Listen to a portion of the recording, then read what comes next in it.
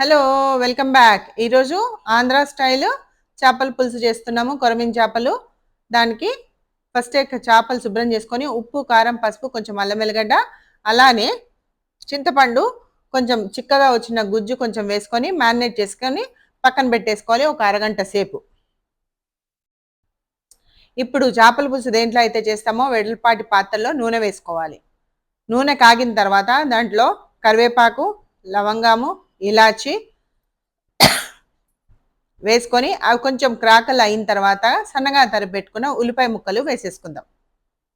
3 ఉల్లిగడ్డలు వేసుకున్నామండి. ఉల్లిపాయలు మంచిగా బ్రౌన్ కలర్ చేంజ్ అయ్యేంత వరకు ఉంచుకొని దాంట్లో జీలకర్ర మెంతుల పొడి అలానే కొంచెం జీలకర్ర వేసుకొని ఒక మారు ఫ్రై చేసుకుందాం.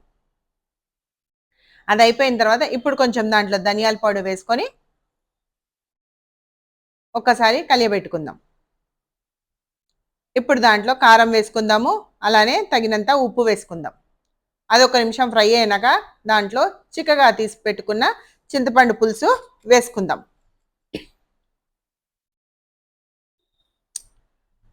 చేపలు మునిగేటట్టు మనం పులుసు పోసుకుందాం. మంచిగా పులుసు పోసుకున్నాక బాగా తెల్ల కాగాలి. అవి వెయిట్ చేస్తున్న ఎప్పుడు పులుసు మరుగుతుందా, వాటిలో ఎప్పుడు దూకుదామా అనేసి.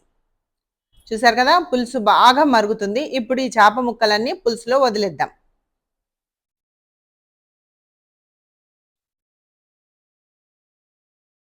ఒక 2 నిమిషాలు అది బాగా ఉడికినంతసేపు మూత పెట్టకుండా ఉడికించుకోవాలి.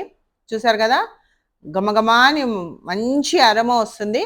ఇప్పుడు దింపే ముందు కొంచెం కొత్తిమీర వేసుకొని కొత్తిమీర వేసాక కూడా ఒక 2 నిమిషాలు మూత లేకుండా ఉడకబెట్టుకున్నాం.